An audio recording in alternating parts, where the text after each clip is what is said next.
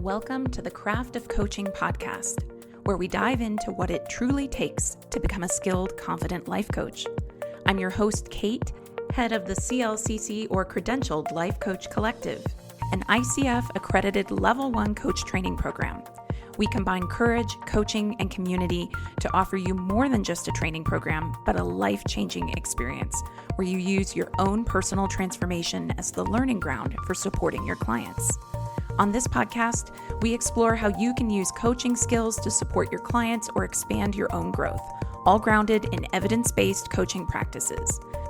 Learn more about our program and get free resources for becoming a life coach at teamclcc.com. And now, here's today's episode. Hey friends. Oh my goodness. I don't know if you can tell that my voice sounds a little bit different. It sounds different to me. And the truth is, I've been crying a lot. The truth is that I am in one of those seasons in life that has just been really, really hard. And I'm going to start today's episode by sharing what's been happening because it's the whole reason that I wanted to record this episode.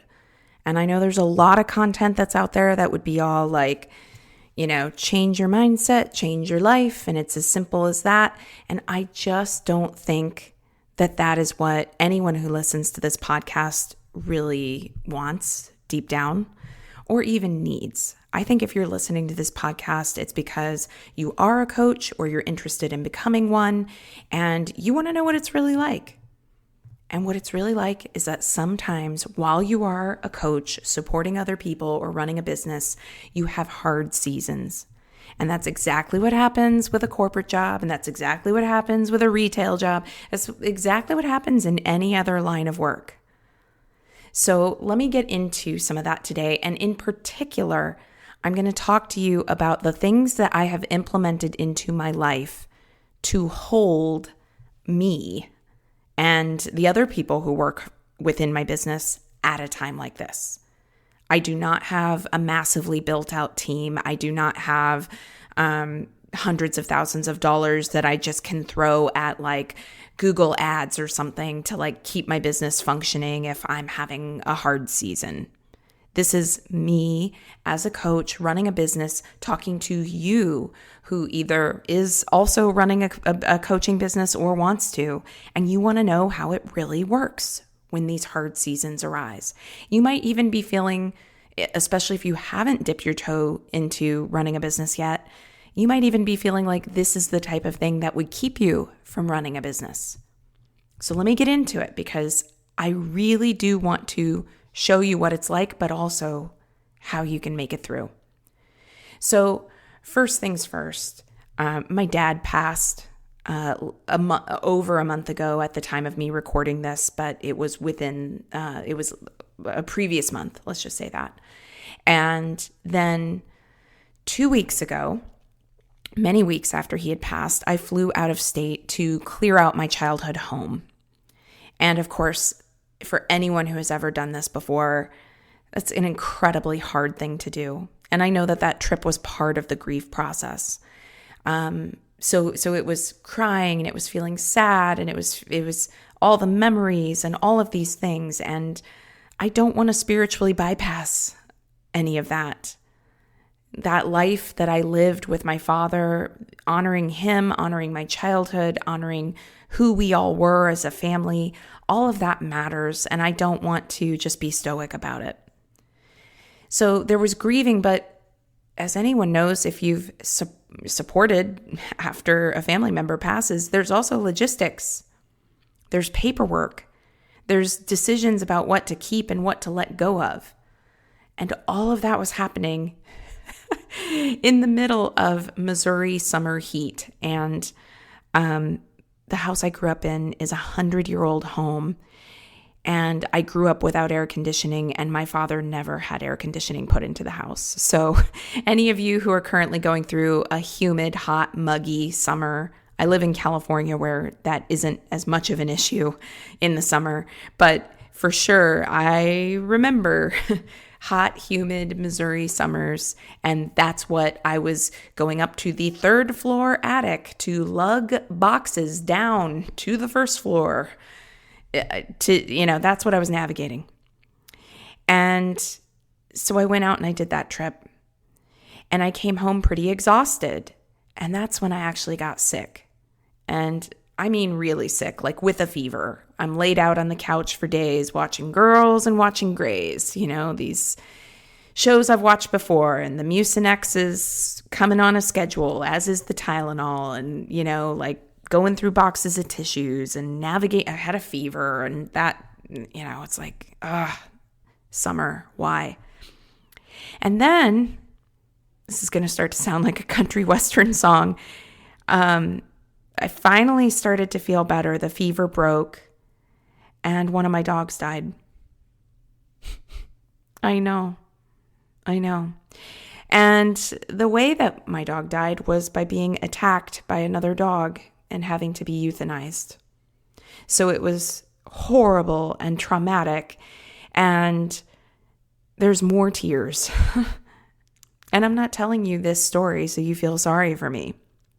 I'm telling you this because if you coach for a living, or if you're training you want to be, some version of this is going to hit you at some point too. Not a maybe, not an if, it's a when, because life does not check your calendar before multiple things fall apart.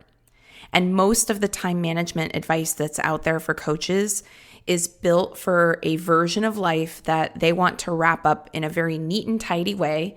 They want to make it look like, if you just pay them, of course, for the time management system, then everything's going to be flowing smoothly and it's all going to be great and you're going to have all your to-do lists done and it's all, and it just is this, it's all advice that assumes you'll be healthy, well, focused, not grieving, not feeling the things that are very normal to feel with grief. I've had a lot of somatic symptoms with grief, like appetite issues and nausea, sometimes dizzy spells.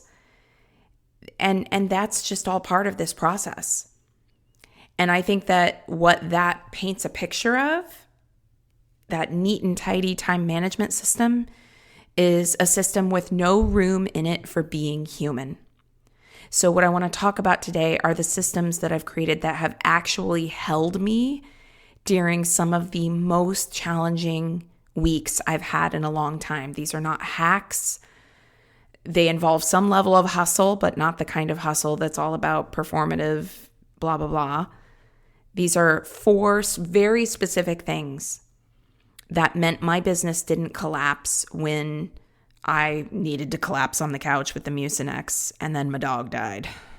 So I'm going to go through these 4 things, and these are things that I would say implement into your life because they're good for you, first and foremost, and do it before you realize, oh my God, the shit has hit the fan and I can't keep doing what I've been doing.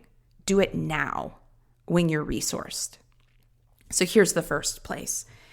Staying resourced on purpose before you need it.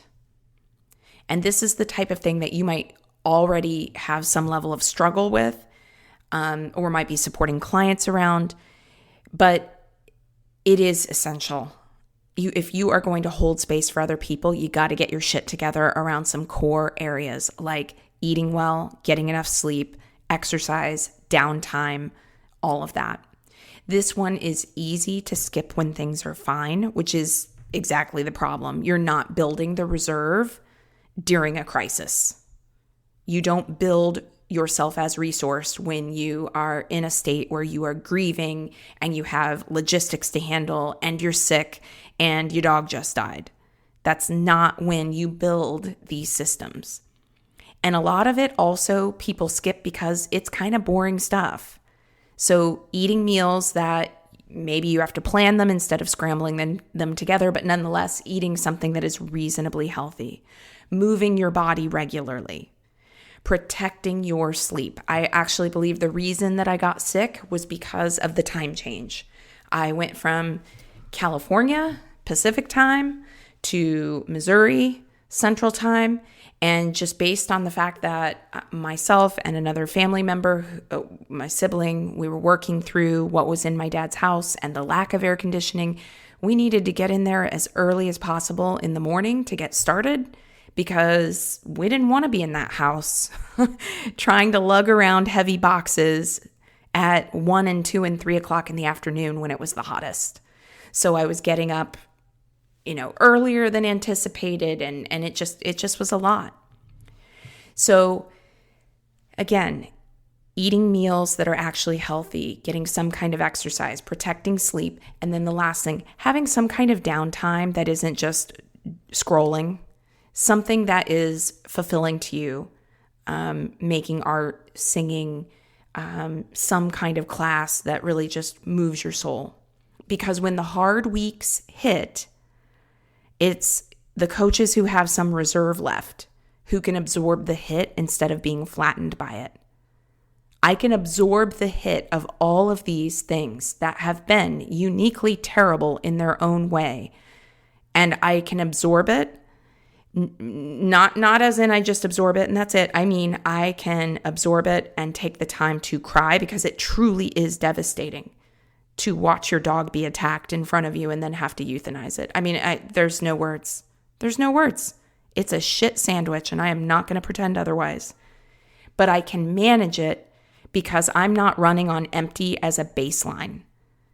You can't run on empty as a baseline, or else there's no cushion when life adds more weight. And eventually, at some point, life is going to throw you something, or many somethings all at once.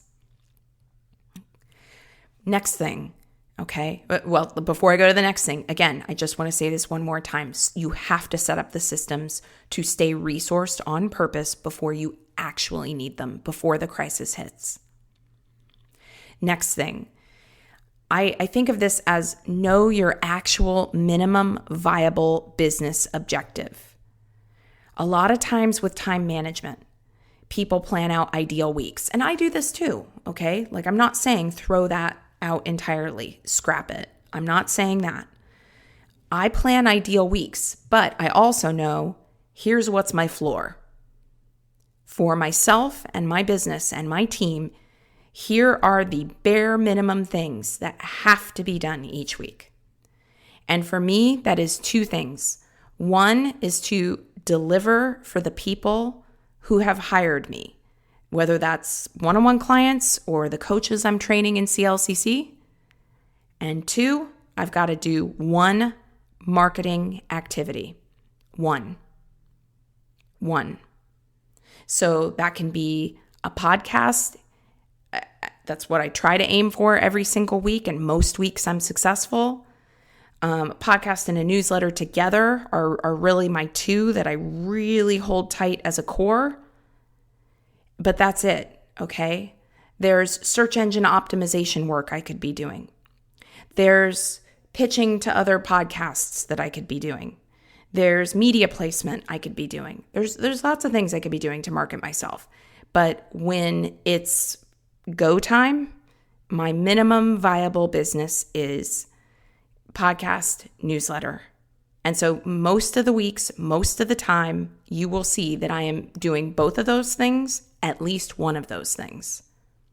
So when everything is falling apart, or when you're having a really hard time in your business, you do not need to be everywhere.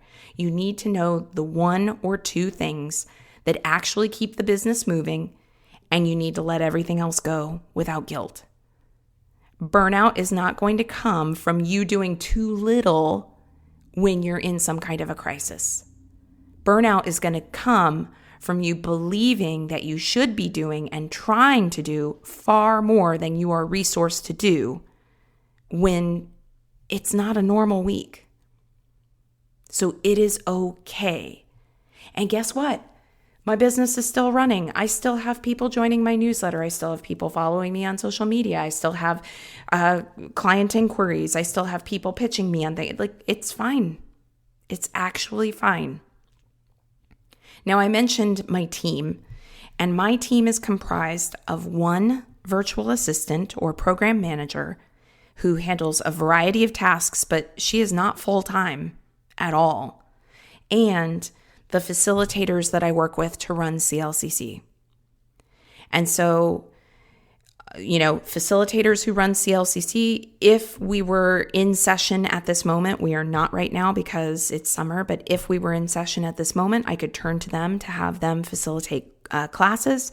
And then my VA, certainly she can handle different things that are going on as well. But there are absolutely things that only I can do. Only I can record this podcast right now. So again, know what your actual minimum things are that you need to be doing, and go ahead and let it be okay if it's just getting those things done. So an action step that you can take right now is to pause this podcast and actually write down, okay, if I was super, super busy and just did not have the time to do all the things I wanted to do, what would be the bare minimum that I would make sure I do every single week? Bare minimum. And again, that's probably going to be serving your clients, because you got to do that. If you're not serving your clients, you're not going to be in business for very long. And then there's some kind of marketing task you're going to need to do. And if you'd like to dive into some of the different marketing strategies that I've used in more detail, check out the Coaching Blueprint. It's a digital marketing program. You can go to coachingblueprintprogram.com and check it out. I actually have a module in there that I call 4-Hour Marketing, and it is, I think, one of the most beneficial modules that you could ever use. I've got a lot in there about how to save time on marketing, things of that nature, and it's all just super, super helpful content. It's every single thing that I personally have tried and tested to build a successful business, and a lot of the things that I wrote about and created for the Coaching Blueprint.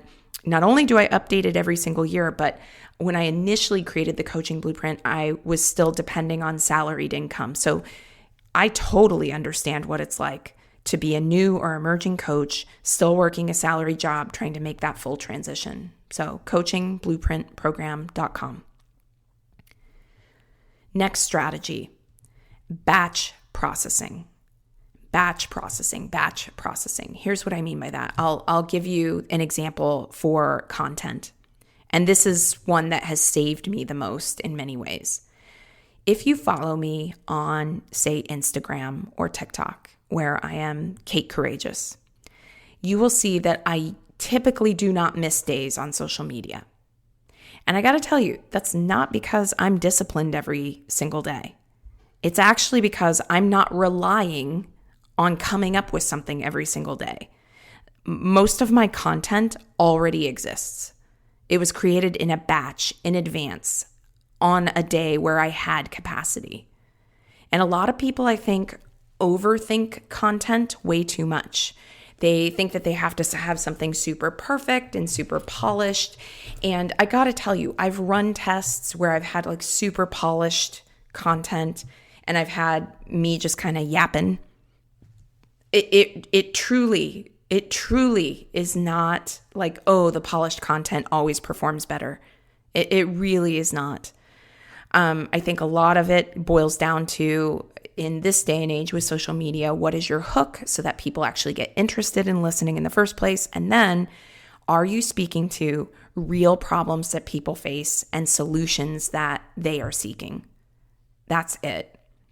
So a lot of my social media content is created in a batch in advance when I have capacity, and it sits in drafts. And then all I have to do is hop on once a day in the morning and hit publish. Or I use a scheduler like buffer.com, and it's just scheduled out.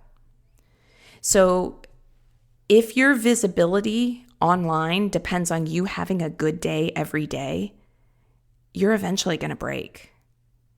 There's absolutely no way. Now, literally when I was in the midst of my dad actively passing, when he was in the ICU, when I knew that it was coming, I was not putting out the pre-created content that entire time, because I want to be authentic with the people who follow me on social media. If you follow me on Instagram or TikTok or Facebook or whatever, like I actually believe that you don't want a performative person to follow. You want a real human. And so I was talking about things like feeling sad or overwhelmed and things like that, and how I was walking through it. So again, this entire batch processing, get a lot of things done in one batch.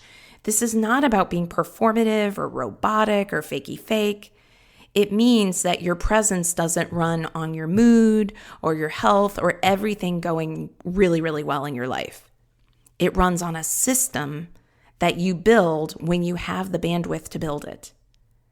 And most of my social media content that sits in my drafts is created on the fly. I get a little hit of inspiration. I just kind of pop it open, hit record. I mean, a reel is, I think, capped at 90 seconds. TikTok goes longer, YouTube goes longer, but I just generally keep things under 90 seconds. And I just talk about a little tidbit. We don't need to get into a novel here. I can just talk for 60 to 90 seconds on like, hey, here was something I was thinking about with how you can handle self-doubt today. And that's it. So batch process your tasks. You can do the same thing with newsletters. If you're like, oh, wow, I have trouble coming up with a newsletter every single week. Get into the groove, write 4 newsletters and schedule them out 1 week apart. I often batch process my podcasts. I'm not actually doing that in this moment because I'm behind on different things because it's been a wonky couple of weeks, a wonky couple of months at this point. And nonetheless, though, as I'm navigating through it, I don't have everything batched, but I have some things batched. And so essentially the system may not be running perfectly, but it is running. I'm not disappearing completely. Last point, and this is something that I am always recommending to our coaches in the CLCC program, particularly around scheduling, because I've just seen it happen and I experienced it myself when I first became a coach. You get into coaching, you actually start to have success and you've got clients and it's like, wow, this is amazing.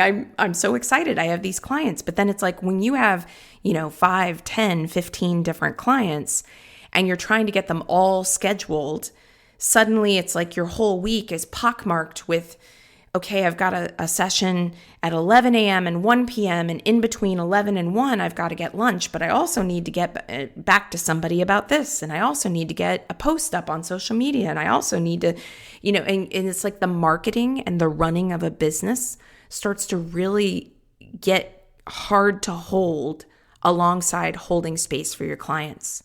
So build an on week and an off week into your client work before you need the flexibility. This is one I would say has really saved me this particular week. I basically run a 1 week on, 1 week off schedule for all my client sessions. My on weeks are full of my client availability, and they're very full. It's back-to-back client work. My off weeks have no sessions at all, which normally means that that's when marketing and admin work gets done. But here's the part that matters for this recent situation that I've been in. Because that structure already existed, last week when I got sick, that was when I would have normally had all of my client sessions. Next week, my calendar's totally open. When I got sick, I had to reach out to my clients and say, hey, I'm really sorry. I have a fever. I'm going to need to reschedule. Well, guess what? Where do I shift all those people to? I'm shifting them to next week, which is wide open. I had no sessions scheduled for next week. I was going to do a lot of marketing and admin, and next week is going to be a little more full than usual because I'm going to be holding both. I'm going to be holding marketing, admin, clients next week, but that's okay. It would have been a lot harder if I was already meshing all of that together and got sick and then had nowhere to move my client sessions. So essentially, when I'm not sick, the system works really well to have, say, week 1 and 3 of every month devoted to client sessions and week 2 and 4 of every month for marketing, for admin, for me to go on vacation. Okay, it's a great flexibility. So when the system is working, fantastic. When I am sick, however, and I need to move sessions, great. I have an entire week that is not blocked up with my calendar. The system had already built in the room I needed before I even knew that I was going to need it.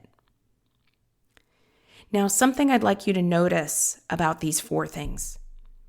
None of them are about predicting what's going to go wrong, because you can't. You can't. But all of them really are ways of building your business with some give in it, so that when your life does what everybody's life does at some point, you don't feel like your business is going down with it. And notice, by the way, especially those of you who are in corporate, how nice would that be if you had a week, because you know how it is with corporate. You're going from a meeting to individual contributor work to trying to answer emails to another meeting to another meeting to a meeting about a meeting. And it's like your schedule is just so meshed up with all these meetings, and so many of them are pointless. And then you're also trying to get work done. And then if you get sick, I think I hear this all the time from clients, that it often feels like I don't even feel like I can take a vacation or I can get sick, because then I'm going to have double the work when I come back. If you set up these systems for yourself, if you set up a life where you're eating food that fuels you and you're getting enough exercise and you're getting enough sleep and you're getting enough downtime, if you are setting up your life so that you know what the minimum viable business tasks are, and you can let the rest go when life gets wonky. If you batch things so that before you need it, you've got something available. If you build on weeks and off weeks into your life, you give yourself so much more flexibility. And then there's not that sense of trying to just white knuckle it through an experience. So if you are building your coaching practice right now, if you are someone who has already built a coaching practice and you're going, oh my gosh, I'm so overwhelmed, all of this is the type of thing that you implement before you need it, not after. Because the version of this work worth building is the version that can hold you on the weeks when you're not okay, not just the weeks you are. Last thing I wanted to leave here. I've been talking on social media about my dad, about my dog, and I just wanted to say my most heartfelt thanks to all of you who have reached out. People have been commenting. People have been sending me private messages just saying, hey, I'm thinking of you. I'm so sorry to hear that this has happened. And these messages are coming from people I've never met in real life, from people I rarely get to talk to, unfortunately, if I have met them in real life, from people I know well and dearly. And I just wanted to say from the bottom of my heart, thank you so much, because it really matters that you took a moment to reach out. It has been a genuinely challenging period in my life. And I have hope and I have faith and I have optimism that this is a hard season and that I will pull through. And yet at the same time, knowing that there's this entire community out there that is shoulder to shoulder with me, it really matters. And I just want to say how much I appreciate you and how grateful I am. Thank you. All right, that's it for today's episode. Thank you so much for listening. Before you go, would you help us out and take a moment to give us a rating in iTunes, Spotify, or wherever you're listening? It really helps us get the word out to other listeners. And before you go today, would you like free resources to support your coaching journey? Whether you're considering becoming a coach or you want advanced coach skills training, access our coaching resource library at teamclcc.com. Again, that's teamclcc.com. Can't wait to connect with you. And again, thanks for listening.